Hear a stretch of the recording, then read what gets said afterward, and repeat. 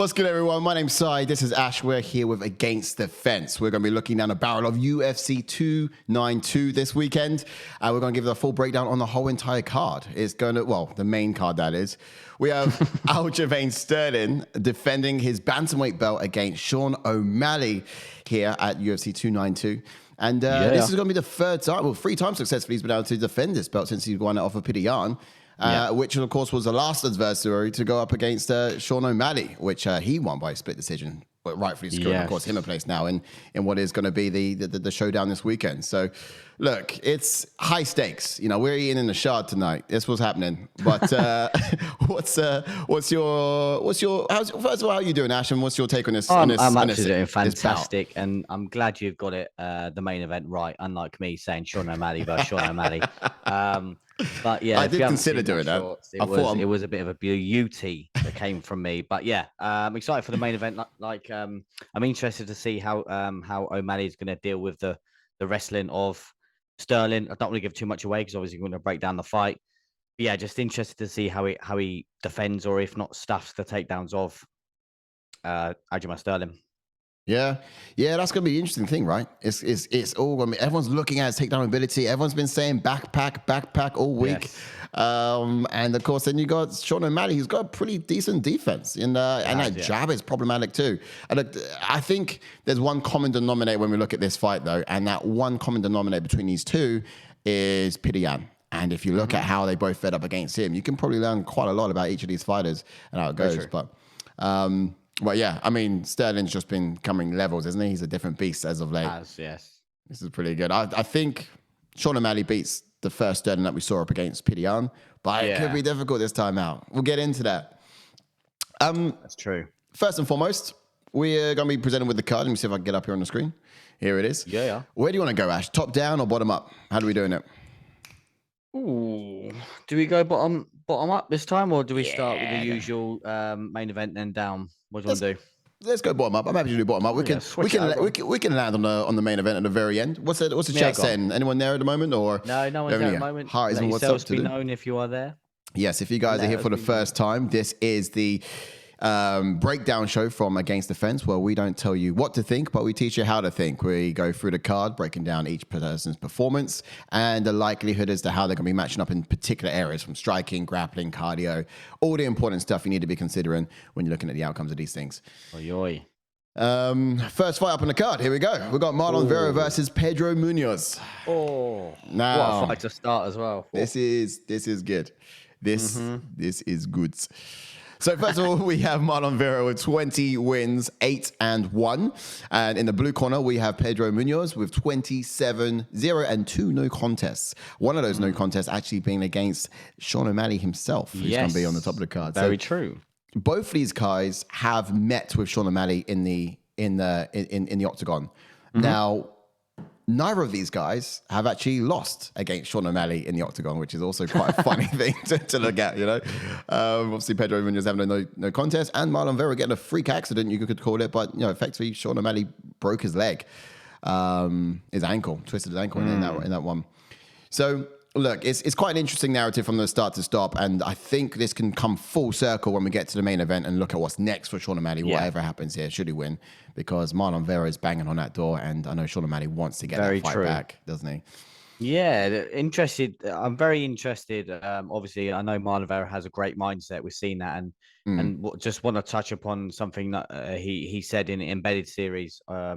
I think it was yesterday, just saying, I'm coming for these souls. And obviously I believe him, but him saying, if I get a win against someone like Pedro Munhoz is there for the title.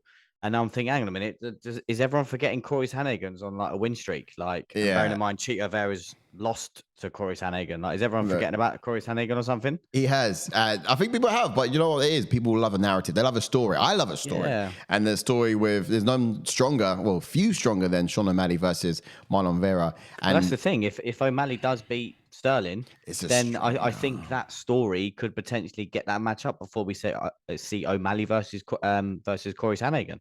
Oh, man, it gets exciting, doesn't it? It gets exciting. All right. So this particular fight, first one on the card, Marlon Vera versus Pedro Munhoz. Interesting one. You've got someone with a height advantage of only about 2 inches. I thought it was a bit more, to be honest. I always look at Pedro Munhoz and think him to be small. But Marlon Vera is only 5'8" himself. But he is going to have the significant reach advantage. You're talking here well over 5 inches on the blue corner, Pedro Munhoz. So I think for that reason, you're going to have Pedro Munhoz wanting to get on the inside. Either he's going to be well out there doing that lateral movement stuff he does against the cage, and then he's going to shoot right on in and try get inside and just make sure that Marlon Vera is not picking at him at will. With this fight, standing or grappling, who do you reckon is going to have the advantages and where? Yes, it's a tough one for me because they're both known for good leg kicks. Maybe a little bit more Pedro Munhoz, but when I say that, I mean like Pedro Munhoz likes to go for low leg kicks, and obviously Marlon Vera is known for the head kick knockout of Dominic Cruz, and then the front kick knockout of Frankie Edgar. It's got a wild variety of kicks, hasn't he? Yeah, so he sort of mixes his kicks up a little bit, goes high, goes low, but then Pedro Munhoz is mainly calf kicking. So yeah, if we're gonna go on striking, I think Chito Vera takes it for me. Yeah, just because he's got a more diverse way of striking. Yeah, I agree with you. I mean, on paper, you might see Pedro Munhoz landing per minute, but you're looking at the type of opponent, aren't you? And it's just going to be a tricky type of opponent, Marlon Vera. And look, I also think particularly, well, here's an interesting thing as well, I've realized.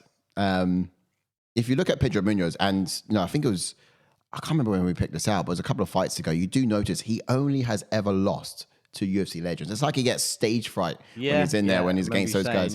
Yeah. So I guess one of the things you got to look at, I mean, Marlon Vera's been around for a while, but no one's really going to class him to be a legend. So this fight's really going to tell us whether it's just a load of tosh or just superstition, or if it's a serious situation. So I don't know. It's certainly going to be quite interesting to see how it plays out. But I think for Marlon Vera, there's that stigma still lurking around Pedro and his opponents. If you're not a legend, then you don't get through him as of late anyway. Yeah, that's very true. And also, neither guy has ever been KO'd, so that's an interesting one. They both can take a crack. We've seen that. But yeah, I'm very intrigued for this fight. Here's one actually, and we'll get straight into the gauges. But looking at this fight, one thing I did also pick out on Marlon Vera's side is he pretty much mollywopped every one of Pedro's opponents, hasn't he? Basically, yeah. So everyone that Pedro has lost to, Marlon's beaten in the last 3 years, bar Jose Aldo, let's say, right? But yes, that's very true. Yeah, because Dominic Cruz beat him, Frankie beat him, and obviously Chito Vera finished him. But he did so impressively. So what does that mean for this fight? Does that kind of mean that Marlon's got Pedro's number, or is it the fact that Marlon isn't a veteran, he's not going to be able to get through the guy who stops everyone else? But this is the thing as well, because obviously Marlon Vera was on a win streak until he lost to Corey, and obviously he just didn't get going in that Corey fight, and obviously Corey was just too quick for him. And the difference in this fight, I think, is Pedro Munhoz isn't going to be in Marlon's face like Corey was. He's not going to be in and out like Corey was. So that's good. He's going to be kind of slow and patient like Marlon Vera. Marlon Vera is like a slow calculated killer. So I think it's going to play into Marlon Vera's hands, this fight, and I think it's going to fight at the pace that Marlon Vera wants to. And I don't know if Marlon Vera can finish him, because obviously Pedro has never been finished, but who knows? But I think it's a good fight for Marlon Vera. No, that's decent, Ash. Thanks for that. That's a good break. That's a good point you mentioned. The tools that beat Marlon Vera, and of course does Pedro Munhoz possess them. So we're talking superstition here, looking at a lot of history stuff and what's historically happened. So someone's going to be breaking superstition tonight, but we'll see how that goes. Let's get those gauges up, and we can look straight into how this matches up here in the stats. So striking, I think Marlon Vera is going to be edging on that personally. Yes, largely because he's got the longer weapons, so he's going to be utilizing a little bit more. And grappling, I might go Pedro, mainly because he's got access to those hips, and he's going to want to be using that more in his fight. But what would you say? Good point. That's a very good point, because neither guy obviously they've got takedowns in their locker. Do they use them often? Not really. I've seen them both use takedowns, but like you said, if anyone's going to go for the hips early, it could be Pedro. And I kind of agree. And I know he's got a nasty guillotine as well. So yeah, I hear that. I hear that. So we'll give it to Pedro, the grappling. Yeah. And power. I don't know what it is. When I look at Pedro Munhoz, I do see kind of like a to ever so slightly .0 stroke Frankie Edgar. I'm not saying he's better than, but he's just slightly, just ever so slightly. But the height, some of the movements are similar as well. So I don't know. I look at Pedro Munhoz and I see Frankie Edgar in many ways. What do you mean? With Marlon Vera. Well, if he looks like Frankie, we've got to give him everything then. Blew all the way down. Yeah, but what I'm saying is with Marlon Vera, could he utilize that same kick as well in this fight and catch? Mate, you could be spot on there. And it's one of them because he's kind of like the height of Frankie. And it's just one of them that you don't see it coming. It's just a flick down the middle. You don't see it. You think it's a tip kick and then bosh, it's in your face. Yeah. Height-wise, he could potentially do that. So power, though, would you... I'd still stick with Marlon Vera for power. Marlon Vera and power, too. All right, speed. Who's going to be fast? Who's going to be fastest? They're both fast, though. That's the thing. They both are, yeah. Both rapid.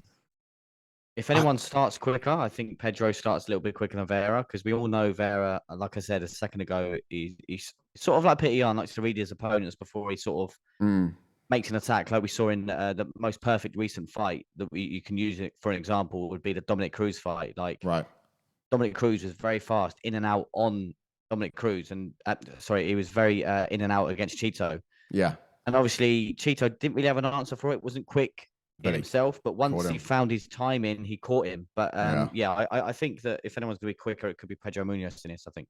Yeah, I think you're right. But the disadvantage there is Pedro's got to cover a lot more distance to get in. Yes, and that's going to be opportunity for Vera to catch him, just like you said there with Dominic Cruz. And then cardio wise, I'll probably go Pedro as well. Cardio wise, I'll stick with Pedro Munhoz for cardio wise as well. Yeah. Yeah, look at that. Well, look, that gives us the gauges then, and that's 3 for the blue corner, 2 for the red corner. However, when it comes to the night, would you be siding with him as well? I think where it's going to matter most. We're going Vera. I think so too. Where it matters the most, I think it's going to be in the striking and that reach, and the fact that Vera is going to be finding the target a lot more effectively than of course Pedro would. And although Pedro's going to be just as rapid, it could be a little bit faster. Look, Vera's fast too. I'll go with that. Yeah, it's true. Yeah.